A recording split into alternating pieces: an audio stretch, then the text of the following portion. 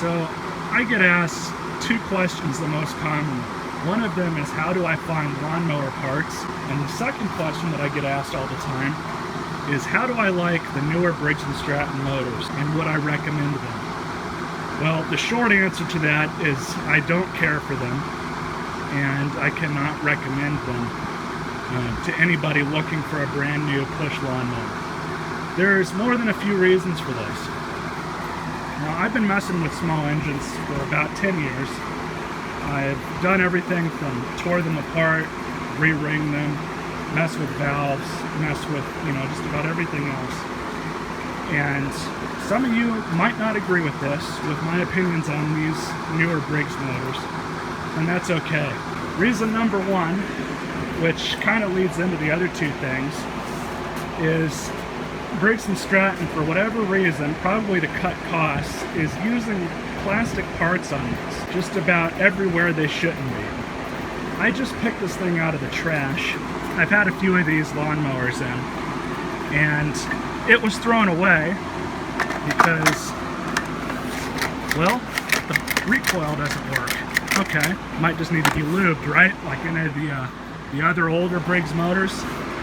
Not really. The recoil's fine, but the cup that goes on top of the crankshaft, on top of the flywheel, is basically disintegrated. It's made out of plastic, and you can see the pieces right here that this thing just, for whatever reason, disintegrated. Why on earth Briggs & Stratton is using plastic recoil cups now, I have no idea. Maybe they're doing it on purpose. Maybe it's, planned obsolescence, which I do think that is some of it. I think they're building these things a lot cheaper nowadays, so they'll only last the consumer 3, 4, maybe 5 years tops, and they'll go out and buy another one. And honestly, that would be perfectly fine if the pricing reflected that, but they're still charging. This is a Troy-built lawnmower, and I believe this one goes for about $200, $250, somewhere in that ballpark. The self-propelled ones go for a little bit more, probably around $300, maybe $280. Briggs has really dicked the dog when it comes to their build quality and the longevity that you can get out of these newer motors that they're making. I don't know if this one is made in China or not. I do know that they have outsourced quite a bit of their stuff to China. Now, I'd like to say that matters more than it should, but in reality, China builds their stuff according to the manufacturer's specs. They can build really good stuff with really good quality, that has really good quality control, and then they can build other stuff which is just crap. So it all depends on the name of the manufacturer, so to speak, that's importing the stuff into the country and putting their logos on it. The other issue that I've seen with these things is the carburetors. These are full plastic carburetors, and I've seen this a lot. I did a video on how to clean one of these out, and I've actually got one of those old carbs sitting over here. I did a video on how to clean one of these out, and they have these plastic jets that go in the middle. You have to pry those out to clean them, and be very careful not to break them in doing so. It's not hard to do. The whole carburetor is plastic, and that would be, these were plastic, but they were done right. Those lasted for a long time, needed minimal maintenance, and overall, this is just a really good design that Briggs & Stratton had. I mean, this is a Honda motor, and you could see, the fins on the flywheel are plastic, but the recoil cup, that thing's made out of metal. In fact, all of these motors here, the recoils are all metal where it matters. But I've had countless and countless people come onto that video I did of cleaning that carburetor out and tell me that they've had the same issues. Some of them, even after cleaning the carburetors out, weren't able to get their stuff working, but most people were. So strike two with these, they have carburetor issues.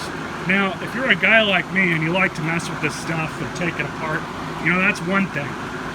But if you're an average consumer and you're looking for something that you hopefully don't have to do anything more than just put gas and an occasional little bit of oil into it, again, I can't recommend these. They're going to end up costing you more money, whether you have to take them into a shop to get them repaired, or you just throw them to the curb like I got this one. Now the last bit of this, and I have seen this personally, is these blocks are susceptible to cracking right along here, right around this bottom crankshaft cover. Now I have picked up one of these mowers before that had a cracked block. They had tried to fix it with some sort of epoxy sealant, but it didn't really work, so they threw it away. Now I thought that, hey, maybe they just hit something with it, but there's another guy here on YouTube called Ellis Mowers, and he recently picked up a ton of these, and he fixed them up and sold them, and he ended up having to replace these bottom crankshaft covers because he had quite a few of them that were cracked and broken and leaking oil.